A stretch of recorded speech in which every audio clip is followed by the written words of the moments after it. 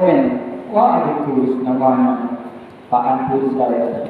Ini dia nak cari nama, nah ini yang salah. Mau sembunyi-sembunyi boleh, mau terang-terangan silakan, tidak ada masalah. Inilah diantara penjelasan tentang infak yang boleh sembunyi-sembunyi atau terang-terang.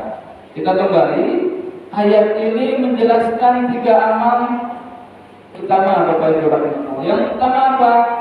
Membaca Al-Qur'an. Seseorang dia membaca Al-Qur'an dan dia juga menegakkan salat. Khususnya di sini maksudnya adalah salat wajib 5 waktu.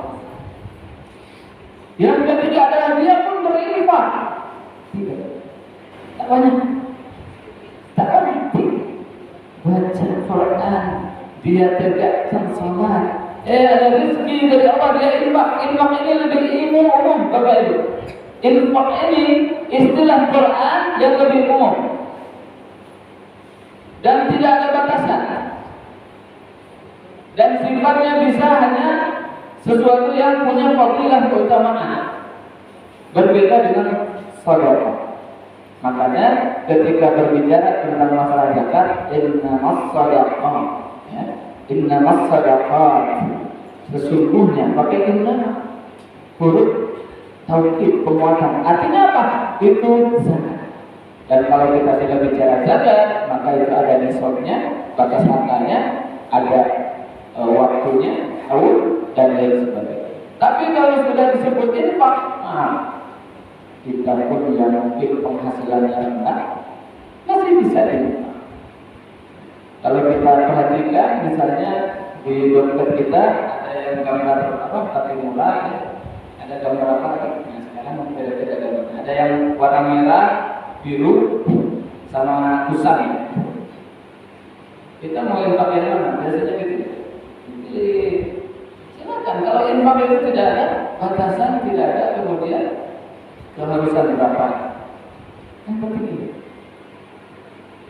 Kalau seorang hamba melakukan 3 hal ini dalam hidup, dia baca Quran, dia menegakkan salat, dia berinfak, maka apa kata Allah Subhanahu wa taala? Memperoleh 2 kebaikan. Yang pertama apa? Liwafiyahu ujurah. Memperoleh ujrah.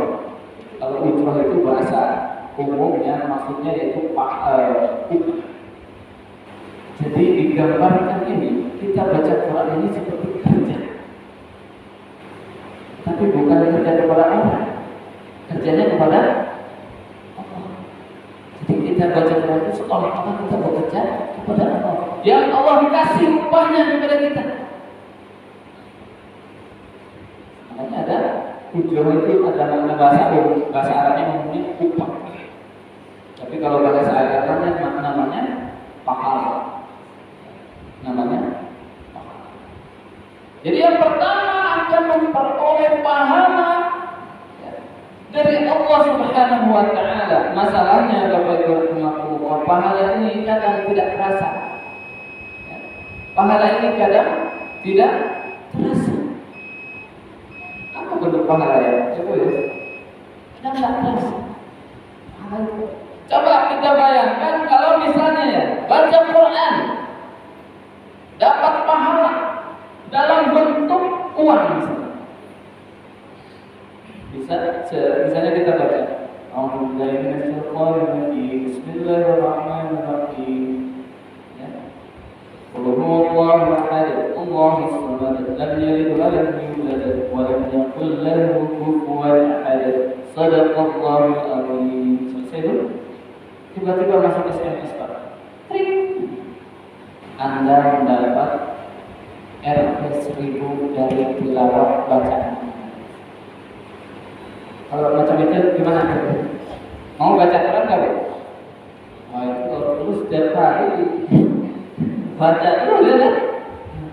Oh ini ya, tak usah kerja lagi ya. Nah, duduk lagi rumah baca Quran terus. Inilah ujian dari Allah.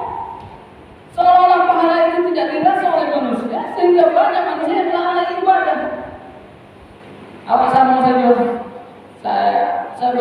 kan gini-gini juga itu saya. Ada yang gini.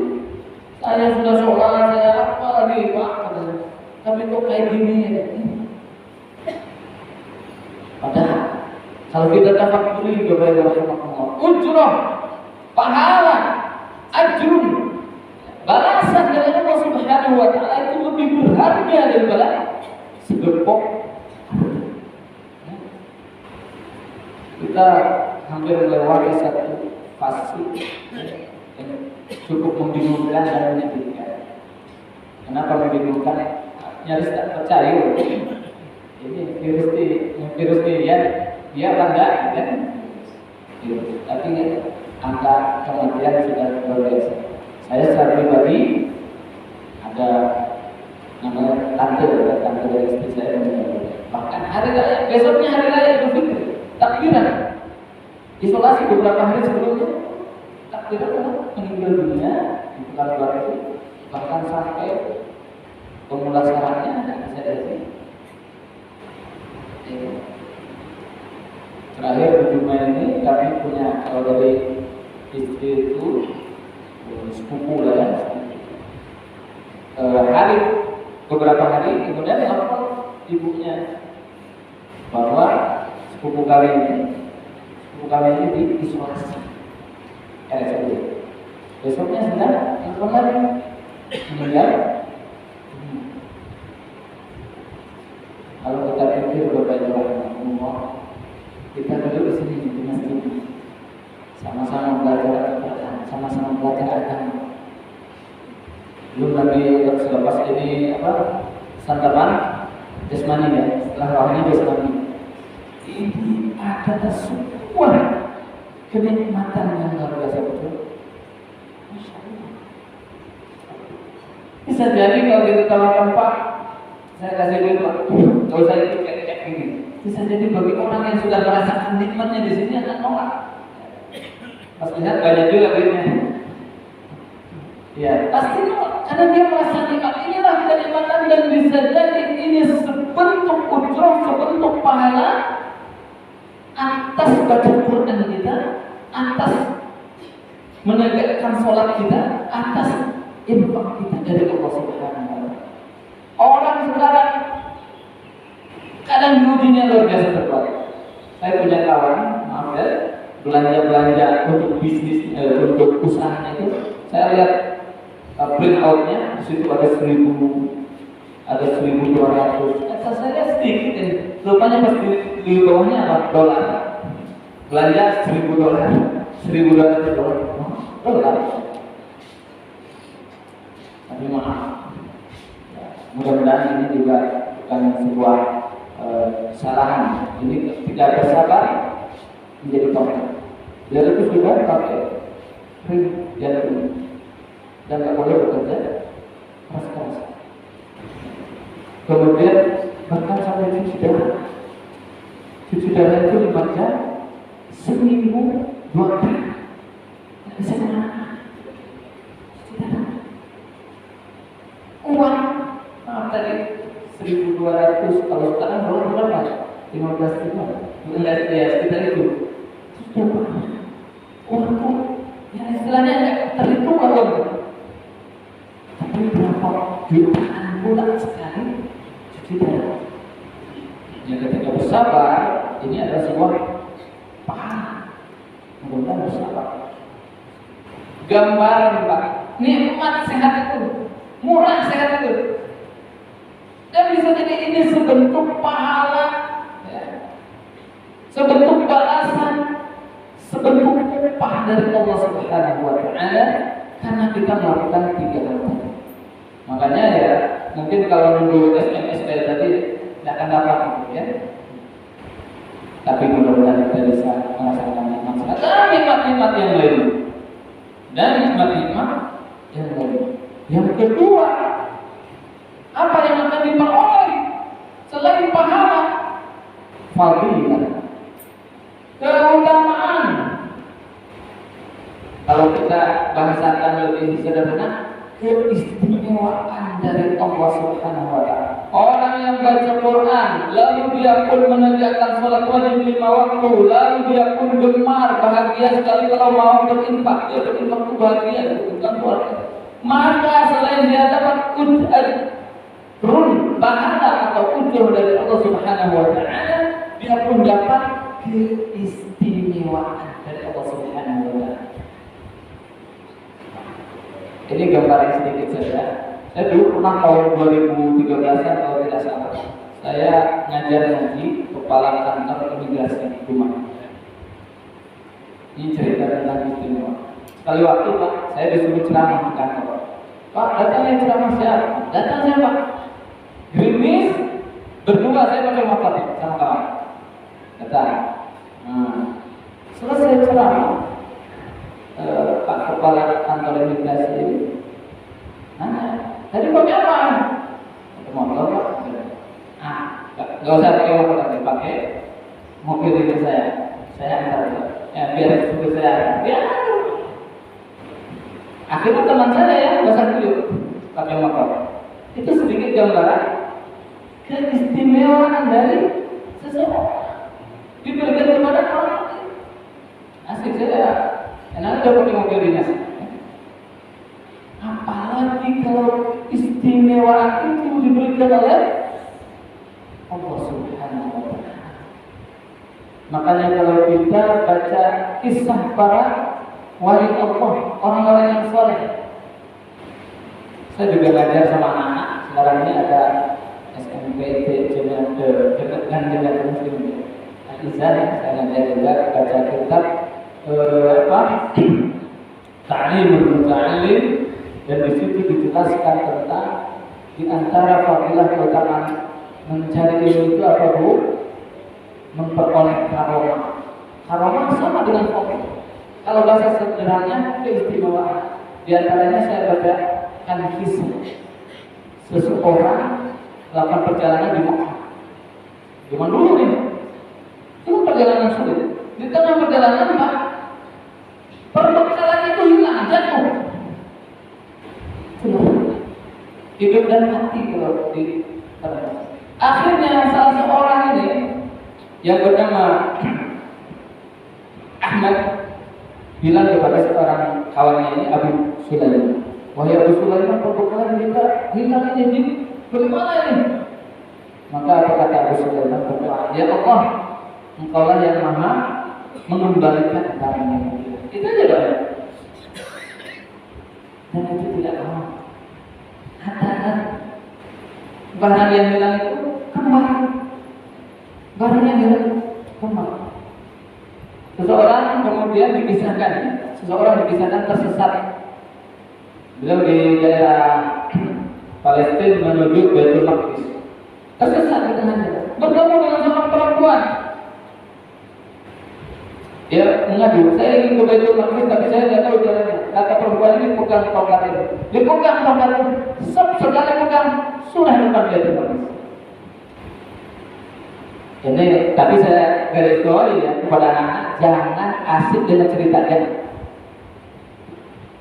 Ini hanya ingin menggambarkan fadilah, karomah, keistimewaan yang Allah berikan kepada orang-orang yang saleh. Kalau para nabi dan rasul disebut mukjizat. Tapi kalau orang-orang yang saleh maka disebut karomah, dan itu bentuknya adalah keistimewaan. Orang yang baca Quran, dia menegakkan salat, dia kemudian berinfak, maka dia akan memperoleh apa pertama? Pahala dari Allah Subhanahu wa taala. Yang kedua, keistimewaan, fadilah. Lalu bagaimana ada orang yang baca Quran tapi dia tidak salat? Ada nggak baca Quran? Sebetulnya nggak ada juga, karena dalam Al-Quran dalam salat itu pasti baca Quran. Makanya orang yang salat pasti baca Quran. Lalu ada orang yang infak, rajin dia nggak sholat, dan juga dia nggak baca Quran. Atau misalnya dia infak, dia nggak sholat, tapi dia baca Quran juga. Bagaimana? Maka jawabannya adalah belum tentu dia dapat dua. Ada orang yang dia tidak infak, dia sholat, dia baca Quran? Jawabannya apa?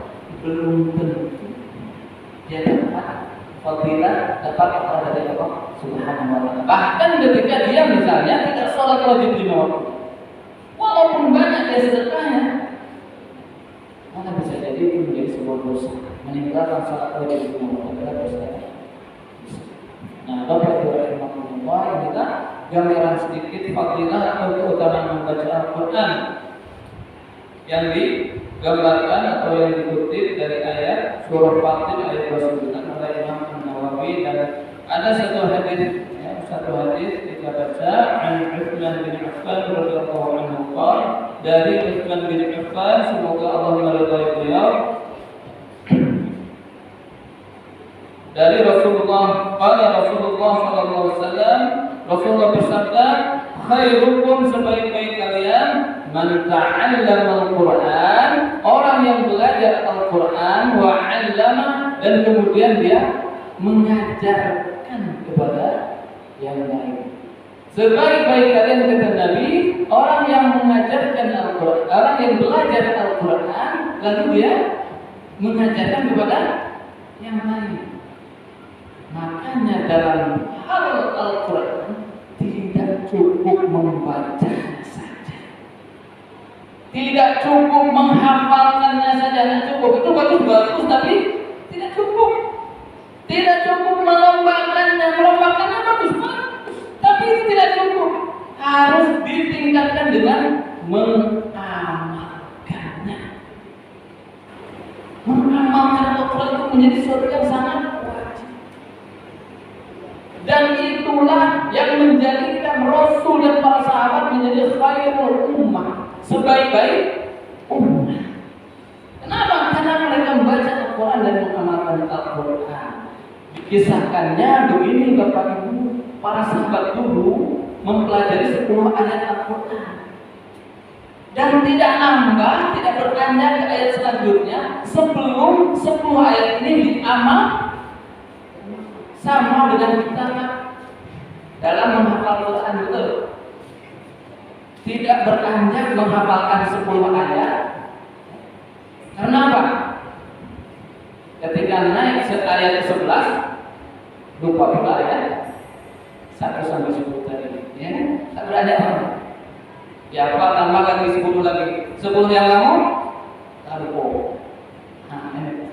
Kalau sahabat kita 10 ayat ini terus tidak ditambah sebelum ditambah.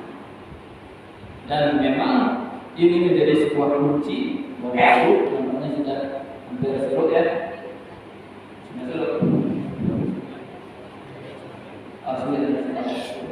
Jadi ini sedikit gambaran saja hari ini tentang khairukum atau khairukum, sebaik-baik umat. Maka dulu Makkah itu, Bapak Ibu, sebelum Islam adalah satu kampung yang istilahnya tidak dikenal orang. Kampung kecil Makkah itu. Kalau sekarang istilah kita misalnya kampung apa? Kampung bersejarah. Dunia ini kan ada kampung bersejarah. Orang tahu nggak? Biasanya nggak tahu. Kalau cerita Riau orang lebih mengenal kota apa sih? Kota Pekanbaru, betul kan? Tapi kalau kita lihat kampung yang bersejarahnya di mana? Di Siak. Siak seperti ini. Tapi Pekanbaru. Nah dulu Makkah ini kayak sepi, istilahnya orang nggak mengenal. Sampai kemudian Nabi diutus membawa risalah Islam yang termaktub dalam Al-Quran. 13 tahun di Makkah, diuji oleh Allah, kemudian hijrah ke Madinah 10 tahun, total 23 tahun. Apa yang terjadi setelah 23 tahun? Makkah Madinah menjadi kota yang sangat dikagumi, bahkan oleh kekuasaan besar dunia saat itu, Bizantium dan juga Persia. Kota Makkah dan Madinah menjadi dua kota yang ditakuti. Sebelumnya biasa-biasa, tidak ngerti, ya. Dan kemudian bahkan sampai Nabi itu mengutus para utusannya ke negara-negara luar. Dulu mana ada.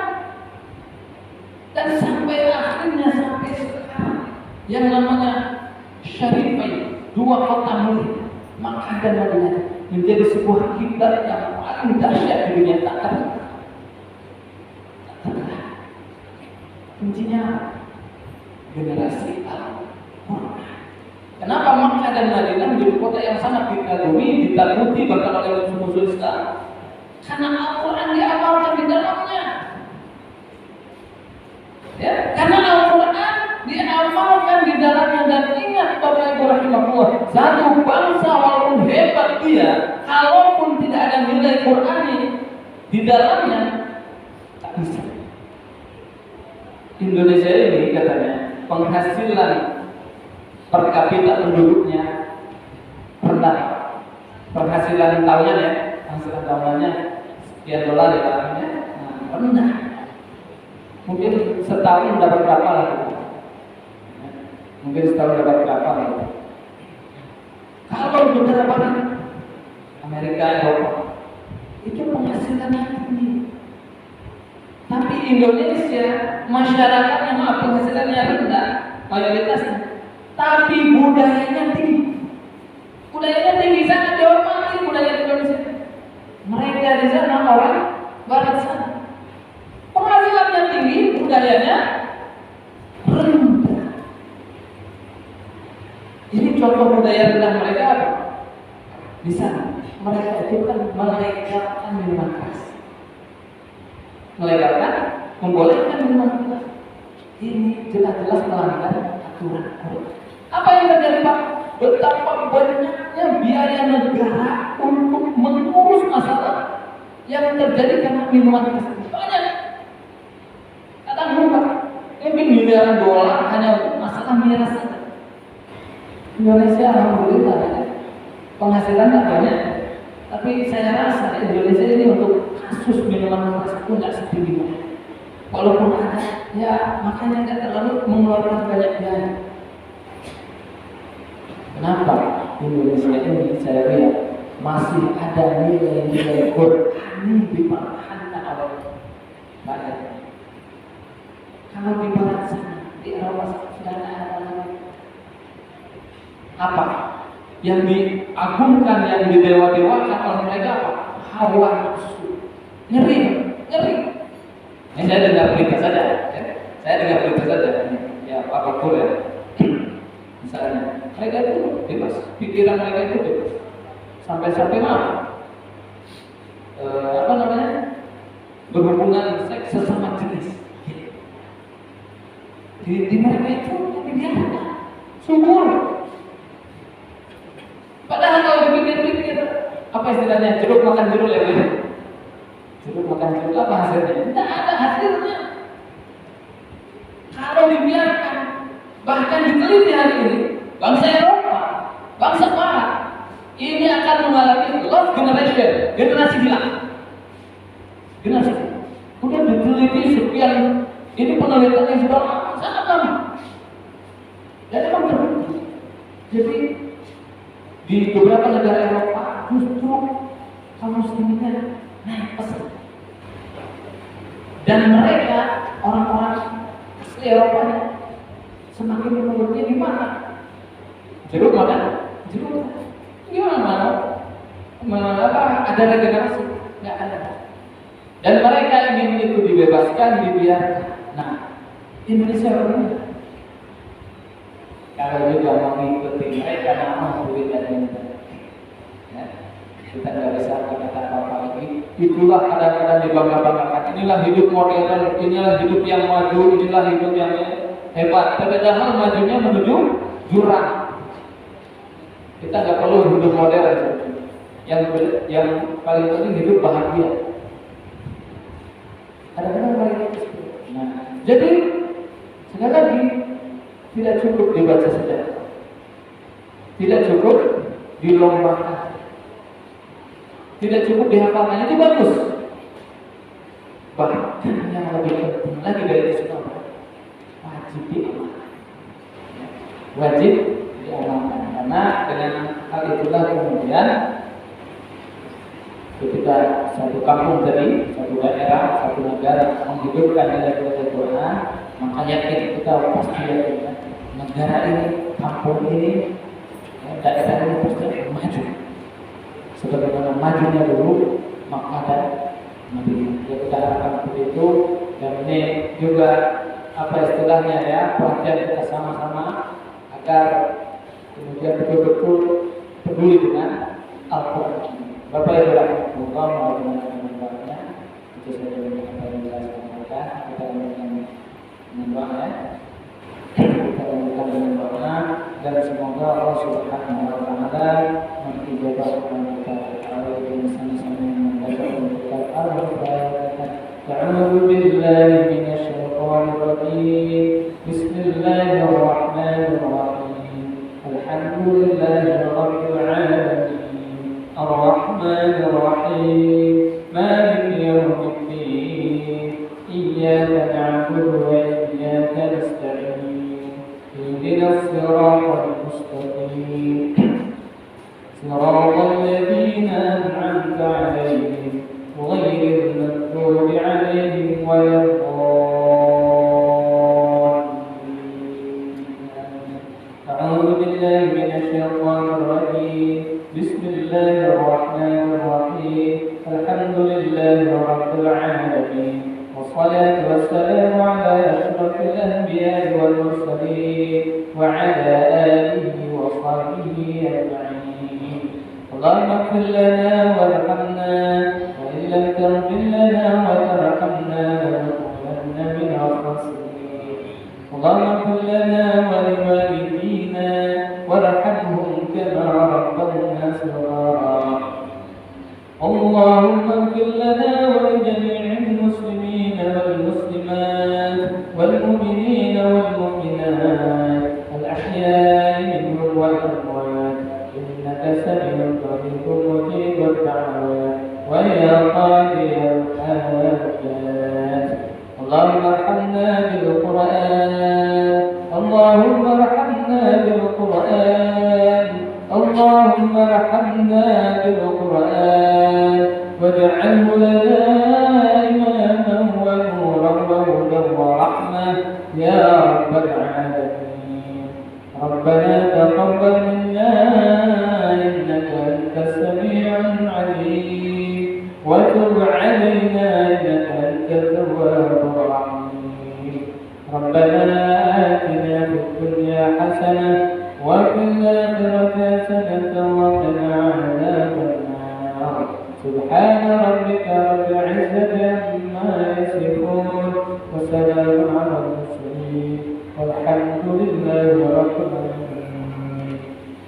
تقبل الله منكم إنه تقبل أقول قولي هذا واستغفر الله لي ولكم والسلام عليكم ورحمة الله.